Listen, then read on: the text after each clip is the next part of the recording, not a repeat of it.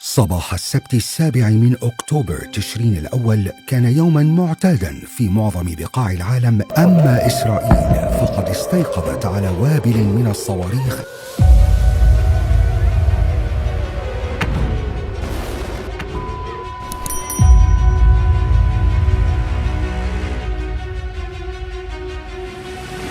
طوفان الأقصى، وده شعار الصراع الجديد بين المسلمين والعرب وولاد الغم. الصراع الحالي الجديد اللي كلنا حاضرينه وبقالنا أيام وأسابيع مشغولين بيه، واللي كان بيتخطط له من شهور أو يمكن كمان من سنين طويلة. وكانت بدايته للي ما يعرفش فيلم جولدا، اللي بيحكي قصة حياة جولدا مائير رئيسة وزراء الصهاينة وقت حربها مع مصر. لكن ده في الظاهر منه، إنما الفيلم كان بيحكي معاناة إسرائيل في حربها مع مصر، وان بالذات بعد المعاناة اللي عانوها في الحرب انهم يستحقوا الارض اللي هم عليها.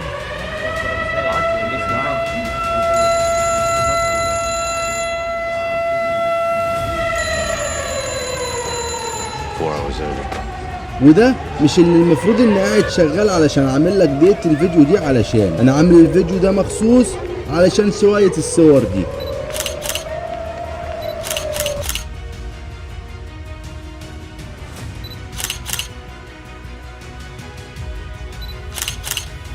دلوقتي كل واحد معاه موبايل وانترنت، فهو مشارك ومتابع للقضية الفلسطينية سواء بإرادته أو غصب عنه. وللأسف المشاركة ليست بأنه بيقول رأيه، إنما هي عبارة عن اختار ما بين القوسين، أنت مع أو ضد.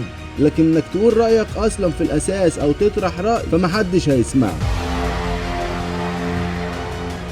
سمعنا الصواريخ تنزل علينا وعلى أولادنا، وكتلوا أولادنا وكتلونا، والله ما احنا عارفين وين نروح. يعني بعد الأزمة بكام يوم ننام ونصحى نلاقي أحداث حصلت في اسكندرية، فنقول رأينا مع أم ضد، ويوم تاني نصحى كلنا على صور شتايم لمحمد صلاح، وليس علينا إلا أن نقول نعم أم لا. واللي بيقول لولاده وأحبابه وإخواته، لكن هتوصل رأيك والعالم كله يسمعه، أنت مين؟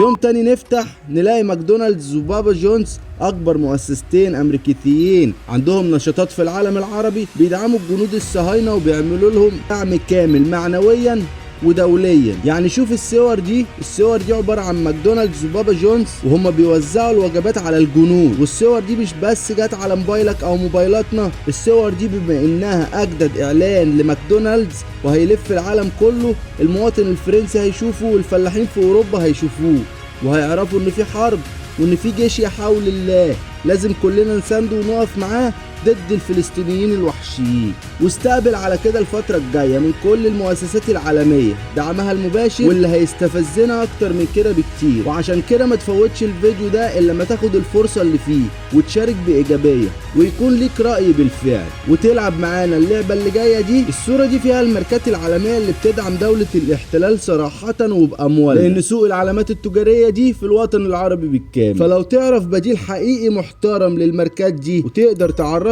للناس، اكتبه في تعليق لعل غيرك ما يكونش يعرفه ويستفاد منه. والطريقة التانية موجودة على جوجل، وانك لو بحثت وكتبت القدس عاصمة هيظهر لك نتيجة البحث اللي انت شايفها دي. ممكن تعمل تعديل عن طريق الخطوة دي وتكتبها صراحة القدس عاصمة فلسطين. وقبل ما نقفل الفيديو ونقول سلام، ما تنساش كلام سيدنا محمد لما اتكلم على زمن الفتن وقال في زمن الفتن الزم بيتك واملك عليك لسان. اتمنى تكون استفدت، واتمنى تعمل الحاجتين اللي قلنا عليهم في الفيديو. وسلام سلام سلام.